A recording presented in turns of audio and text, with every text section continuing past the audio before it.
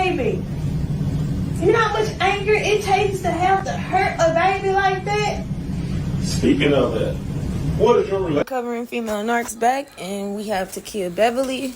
This is the next part of her interrogation. The last part I'll do a video on soon. In this interrogation, you're going to watch her display the lack of emotion of narcissism, and pretty much her emotion only was triggered when it was centered towards her. When they were asking who did it, where was she, what did she think, how did it happen? Those were the only times that she broke down. You can watch her go from crying, then right back to normally explaining the situation. Again, this is an interrogation following a 14-month-old baby being unalived, and this is her reaction. She never cries about the baby being gone, only about the police's accusations through the interrogation. Let's get into it. About 14 months. Okay. So this particular child here, there was something going on before y'all got married. This about another woman he was dealing with. Was you all in a relationship at that time? Boyfriend, girlfriend. You know what I'm saying? Boyfriend, girlfriend. And this somebody else he messing with and him having a child. Okay, and then how long after this girl mother got pregnant, how long after that did y'all get married? Can you remember? She got pregnant in October of 2015. Morris is her husband and Jariah's father, who cheated with another woman named DeAndrea, and that's how Jariah was born. This is right before their wedding.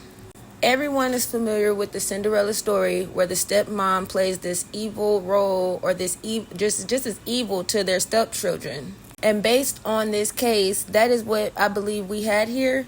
That typical, I can't stand this baby because I wish she was never born. It was massive, according to the doctor. It was severe. Not that she could have played with. 8 been normal. We gotta take some. I understand. He a doctor. He been doing this. The things that I've learned is to pay attention to a person's mind and their body language. Instead of her hearing that this trauma on the baby's head was severe and be emotionally affected by it and cry because a baby is showing that she was really hurt, she decides to say, hey, is there a way we can get a new pathologist? Is there a way that I could take a lie detector test? It won't even fly by a narcissist's head that a baby was lost, especially considering it's believed that she was the culprit. Even the police are hinting at that. The same way she began to cry about their opinion on who did it, she could have cried when they told her that the trauma that unalived the baby was severe. Her body language, look at where I froze it at. Her body language is completely giving of a child when they're in trouble for what they did. And we're going to get more into that. We need to take some tests. We need to take some tests because this. That's what the doctor did. He did an autopsy. Say that again? That's what the doctor did. I'm not talking about that. I'm talking about lie detector tests. Don't y'all do that?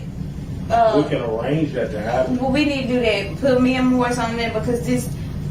I'm not saying that you are. I'm saying it. I know you're not, and I know y'all not accusing nobody. But what you just read to me, and what we're telling you, didn't nobody have that baby but me and Morris. We did not hurt that baby. We did not hurt that baby. How did the baby get hurt? I don't know. I should have never took that baby in. Again, as you can see, only showing that high emotion when she's trying to explain that she didn't do it and Morris didn't do it. Never once in the details of Jariah what happened to her, just only when they ask her what happened. I don't know what's happening. I didn't do it. I know Morris didn't do it. I was there. If he would have hurt her, I would have heard it. She would have looked different. And when I went in the bathroom, when I came out, she did. While Morris was in the shower, what happened? I was just up in there, just trying to finish cleaning up what I had started in the living room. Then I walked to the room to get my stuff for the shower, and I walked back through the nursery to put it in the bathroom. And that was it. So you didn't have to make her go to sleep? She was already asleep? I'm telling you, we never had to make Jariah go to sleep. She didn't cry. We told her it was time to go to sleep. Matter of fact, sometimes we would have to make her get up. We would have to, she would sleep well into the day if we let her. We would have to wake her up and we woke her. That's how well she slept. So she slept overnight? She slept overnight fine. We didn't have to touch her. We didn't have to do nothing. Okay. And she went to sleep about what time? We made it back about 10, so it was maybe between 10:15 she was laid down. And how many adults was in the house? I don't know. I don't know. I don't understand.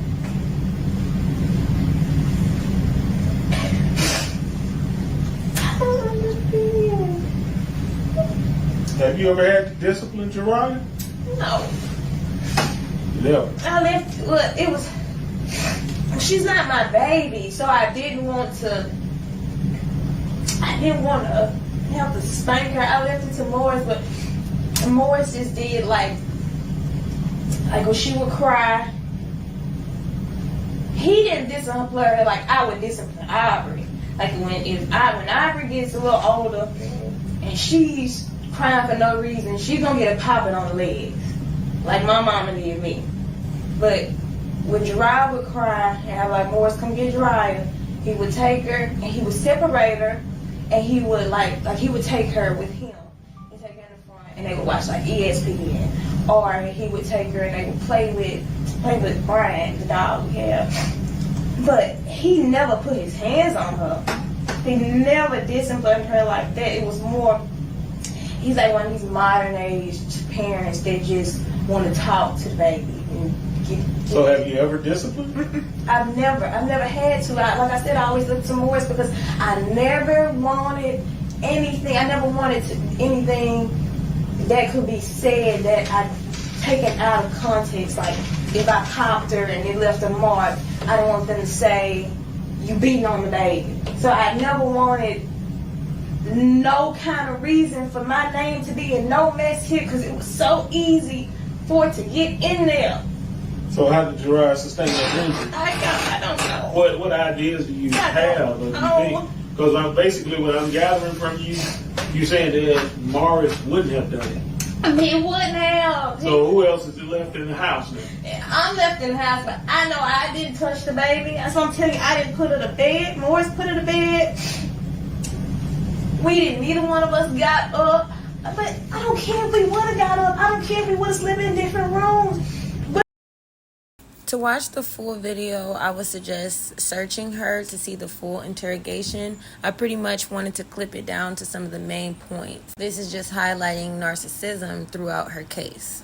Some narcissists or controllers don't feel like what they're doing is real unless it's kind of put out there in a way. So I also believe subliminally when she was saying Morris wouldn't do it, she wouldn't handle it like how I would handle my daughter. She also contradicts herself because she explained earlier in the interrogation that she was the person to check the room. So that's why at the end of this video where you see her saying, well, it don't matter, because she knew she had lied in that moment when she said nobody had went in there when you already said that you did. So she had to say, well, screw the point I was trying to make. Period, point blank, neither one of us would hit her. But somehow she has severe trauma and now is unalive. The part where he was getting into the other mother, DeAndrea, is going to be the next part of breaking down this Tkia and Jariah's story. Thank you for watching.